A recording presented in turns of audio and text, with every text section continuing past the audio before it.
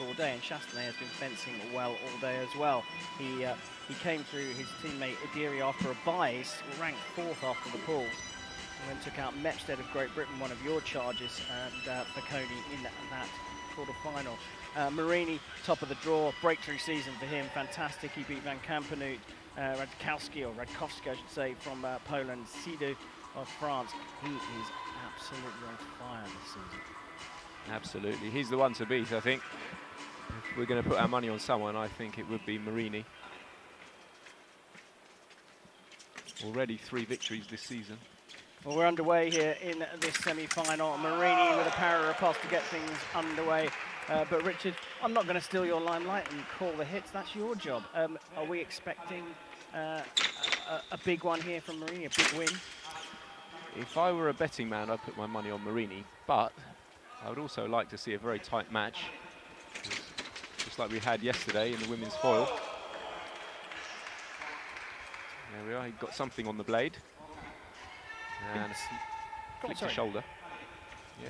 Been seeing these unorthodox angles from Chastanet all day, where he's coming across into sort of a very deep cart and trying to hit underneath the arm of the right Yes, that's right. He almost reminds me of Alexander Massialis, the way he presses forwards, the arm back, and then he somehow delivers the point through in the cart line. Very difficult to do. Very unorthodox, difficult to fence against. There we are, look, he's pressing forwards, hand way across his body. And he's jumped in there with a little counter-attack, one light. And now he's struggling with a little bit of, I think it's, as he's hit and tried to pull his arm back across cart, he's just slightly tweaked his wrist. We may well have the physio come out here. Has he tweaked it, or is it cramp? What do you think? Well, I mean, it has been so hot here today, and as the competition went on, we saw a number of things. One was cramp setting, and the other one was conductivity in non-valid target areas. So we were seeing, I don't think I've seen a jacket change today, but multiple mask changes. Yeah, if you look outside of the venue, fencers are always drying their jackets, aren't they, to get them ready for the next round. Obviously, if they are wet, they'll light up on the non-scoring area. Yeah, exactly, and that's what was happening on the black part of the mask earlier on. A couple of Hungarians had the same issue, and he's getting a little bit of treatment here from the doctor. I think it must be cramp. It must be cramp.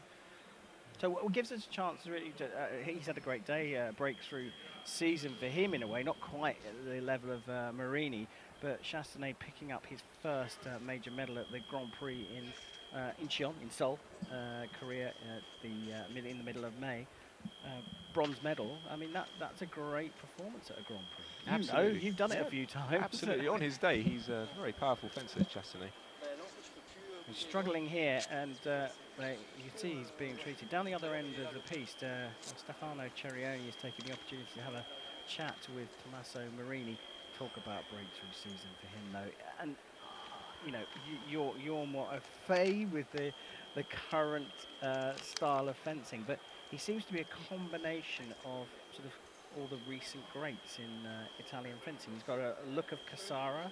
The height of Cassara. The height of Cassara. Yeah, he's a very tall athlete, actually. He must be, I think, what, 2 meters, 6'6", very long wingspan, but very mobile as well, and very accurate with his attacks. So, yeah, he's the one to beat, I think, today. Yeah, I think you're right. And I watched him up close in the first round, having not had a chance this season for obvious reasons to travel to any of the foil tournaments. I watched him up close, and whilst his hand movements may look big on the big screen, they're actually very efficient. And confirmation, the medical timeout has started. 5 minutes maximum now for Maximilian Chastanet to find himself back on piste. Cramp is an interesting thing, isn't it? Because really, what can massage do when you're low on electrolytes? Yeah, I think the idea is to loosen up the muscles, but you have to take some electrolytes in. Water's just not enough, because what you sweat out is not water, it's salts and minerals. You have to take them back in. And as you said, it's so hot here today that we're bound to see some more cramps. We saw it in the round before with Facconi, didn't we? He had a little break because of cramp. And this is a nasty kind of cramp to get, because this is your grip. This is your grip. You grip the foil and obviously use the muscles of the forearm. And if they're out of action, then you're not going to get very far in fencing, are you? So it's imperative that he loosens off that forearm. We see these big actions. So we're talking. It looks big on the big screen, but he's very efficient, Marini, on the right-hand side here. Coming Absolutely. over the top. Look at his height. He can hit right to the base of the spine, over the top, and there on the chest. So he's got a variety. I mean, are we looking at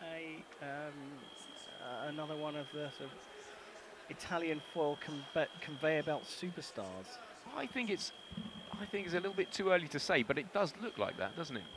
Karen? I think it does. I think that he is the real deal, and he's already broken through.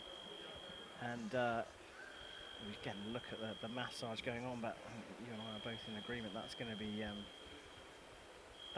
a very, very difficult position for him to be in today. And having only been on a podium once before, and now at a podium at major championships, will it start to play on him?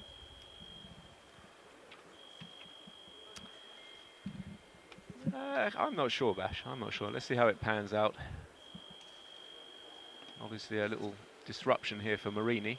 He was on a bit of a roll. But he seems like a pretty cool cat, Marini. I don't feel like it's going to disrupt the 22-year-old too much. Probably not. I think you're right.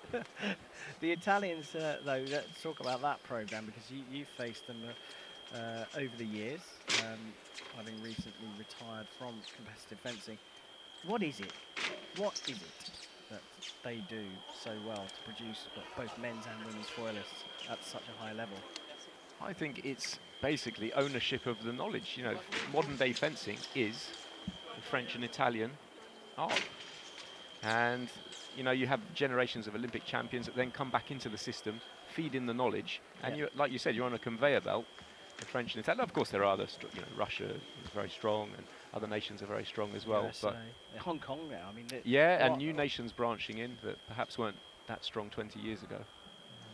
Now, it's very interesting here. Do you see how Marini didn't just sit down, he did a bit of footwork, he tried to stay sharp, and that means that ideally when the fight resumes, he's warmed up his nervous system, he's going to be ready to go. It's a little bit dangerous if you just sit down when your opponent takes a long medical break. And the other thing is, you've got the potential to cramp up yourself as well. There hasn't been much of a break though today for the men's foilists. They started their pools around 1 o'clock and we just rocked on through. We fell a little bit behind the schedule during the day, but Marini's had two women's épée fights to warm down, re-stretch, warm up again. Yeah, it's a very tight schedule, isn't it? Well, are you enjoying being in Turkey, Bash? Oh, I love it. Love it. I mean, I would like to spend a little bit more time outside in this glorious sunshine. What about you? Oh, I love it here. Would you like me to teach you a word in Turkish? Teşekkür ederim. I've taught you that already. Oh, I'll teach you another one. Go on then. Lokum. Lokum. You know what it means? No. Turkish delight. Very good. Yeah. I like it. Yeah, I do like a good Turkish delight. Yeah, not bad. Right, we back on? We're nearly back on. Man of languages, Richard Cruz here, but also foil expert extraordinaire, hopefully. And we won't get any more Turkish tonight. Until dinner time, of course. Back underway here. 30 seconds gone in the first period. Marini just... oh, now look at that attack. You see, it's very hard to judge the range of Marini. Not only is he tall, he's got a huge wingspan. And look, Chastanet's just misjudged the distance there. And simple attack, one light. And is that about how deep he sits on guard as well? It kind of disguises how long... Potentially, yes. It will take a while for Chastanet to recalibrate. Finds the blade there that time. There's something different in the locker. And look, right around there. And it doesn't even look like it's a flick, does it? He's almost plonking it on the back. And look, same again. Just creeps up, creeps into the sort of critical range, the critical distance, and launches an attack. Very surprising.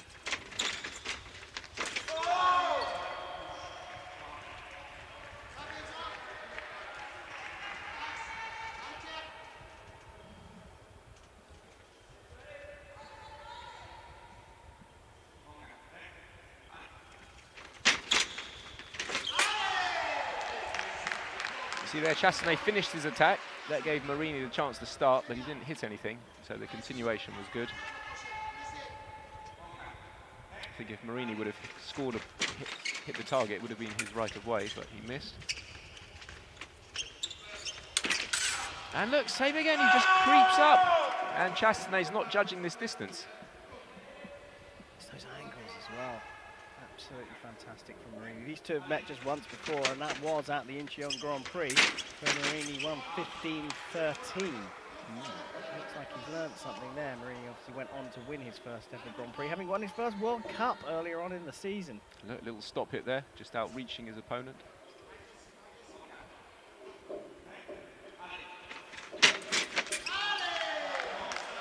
Yeah, do you notice how the referee said attack no? So clearly Marini's arm was in front. He won the fencing tempo, but he didn't hit. We're seeing a lot of that as well. I noticed in particular the preparation time. If you've got the right of way, you've got to use it, right? Absolutely.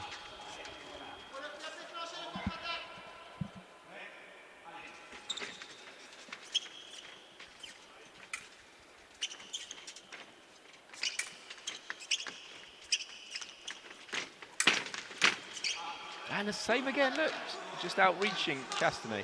Right of way was with Chastanet because he got the parry. Right away with Chastanet, look, he parried. It's his turn to return fire, but he's just fallen short there. But I mean, that's good positioning. I mean, yes, the advantage of the reach, but it's good change of direction from Marini to make that happen. Absolutely, good judgment of the distance. Oh, parry riposte to shoulder. And also, don't forget, with these stop hits, it doesn't cost you much energy either. Your opponent does all the work, and you, in effect, steal the hit. Would you say that's a flick bash? I don't know. I think you're right. It's more of a placement because he's coming from such a height over the top of him. You watch him stand up, knees bent when he's in the on-guard position at distance, but as soon as they get close, he stands up, and all of a sudden he's 3.5 foot taller than he was before. He does have a flick in the bag, though, because we've seen it today. He flicks around the right-hander, and he can flick across the chest against the left-hander as well. We saw him using that earlier on today. But keeping the distance so close is dangerous. Another stop hit just on the arm, just off target. Dangerous for Chastanet, though, to be at this distance, isn't it? Yeah, I think so. See, ideally, with a bigger person, you want to push them to the back line where they can't go back any further. Right, yeah. And that's when you launch your attack. In the middle of the piece, it's a little bit dangerous. I would say exactly that. He's giving it as an attack on prep, I would say that's attack to the Frenchman. Well, that's what the referee's given, and it... Yeah, well, also, if you go for the flick and your opponent goes direct, generally your opponent's winning fencing time. So I think the referee's going to stick with his call here. That's the sign of the video replay called by Tommaso Marini. I think you might be right, because when you go for that flick, you tend to bring the tip away from the target, so you're not necessarily attacking. And if you pick the right moment, then... yeah,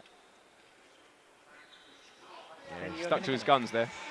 Yeah, you see a little signal of the referee showing that he searched for the blade.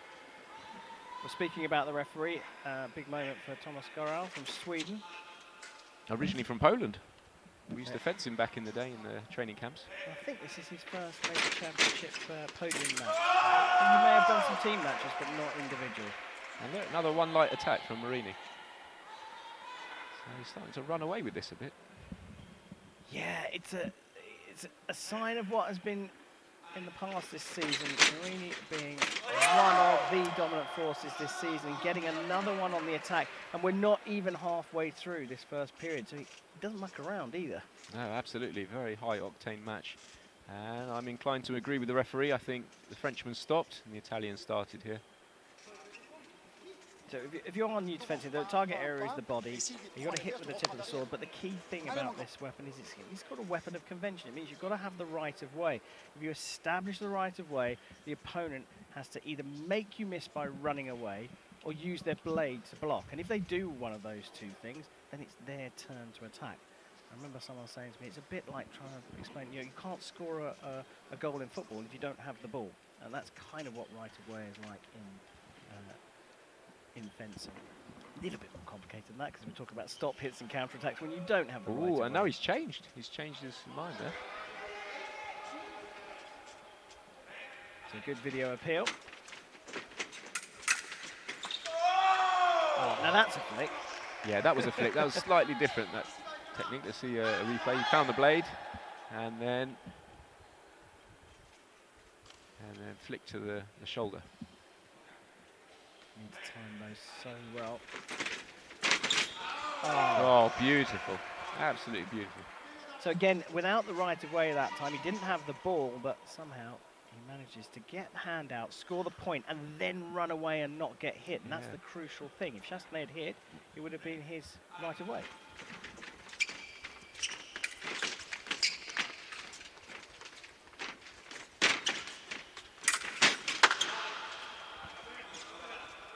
That's a riposte off target. No hit scored.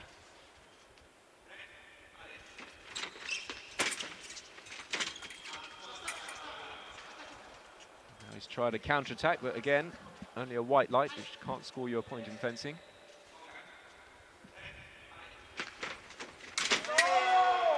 Does he stop Marini? I would say yes, and I think Chastanet needs this point to go his way, otherwise he's going to start to lose control of this match. And you notice how Chastanet's finishing it again in the cart line. Yeah, so very unorthodox. Across the body, across the body, yeah. And very difficult to do.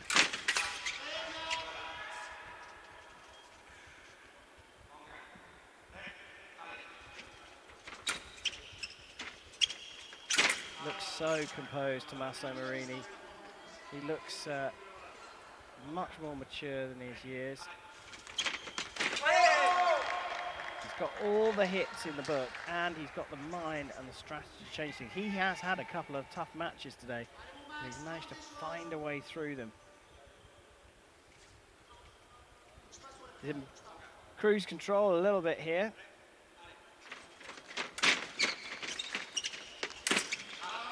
Well, and again, one light. Chastanet doesn't have an answer right now. He needs to recalibrate his distance, and he's running out of time here because it's only up to 15 points. Well, that's the thing. His time is not going to be on his side because he's got 1 minute and 9 seconds left to try and control this one. And I don't think Tommaso Marini is going to let him.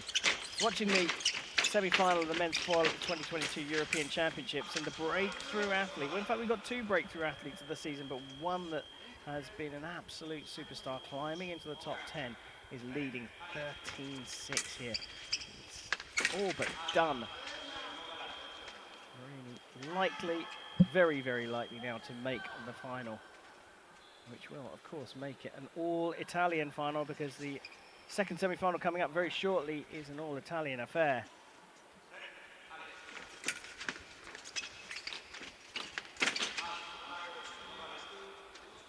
Trying the same kind of tactic, creeping up, and then all of a sudden a very explosive lunge to the chest. Just a little bit off target there.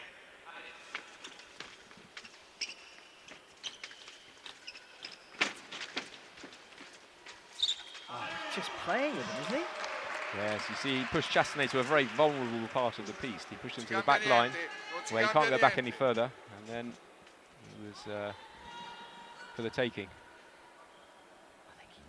Done there as well. And Cerioni, the coach for the Italian Federation, now ahead of the foil program, telling him to keep pushing him back. He does just what he's been told to do, and same thing again, except he wasn't able to finish on the back.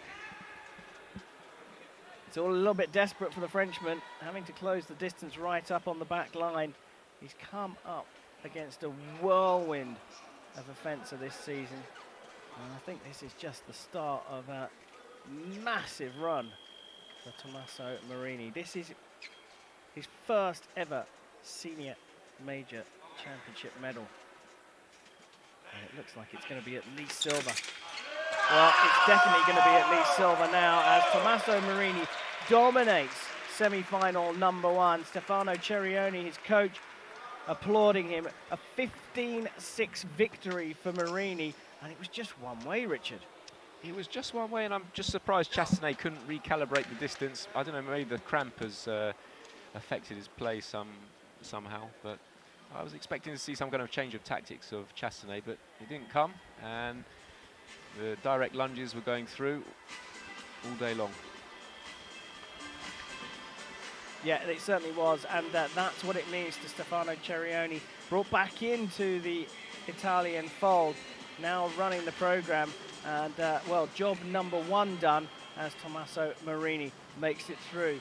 You're watching the live coverage of the 2022 European Fencing Championships from the turquoise coast here in Antalya, Turkey, And, well, one-way traffic in semi-final number 1. I'm not sure it's going to be quite the same in the second semi-final, and that's an all-Italian affair between Daniele Garozzo and Giorgio Avila. Richard, what are your thoughts on that one coming up? Yes, even though they're both Italians, I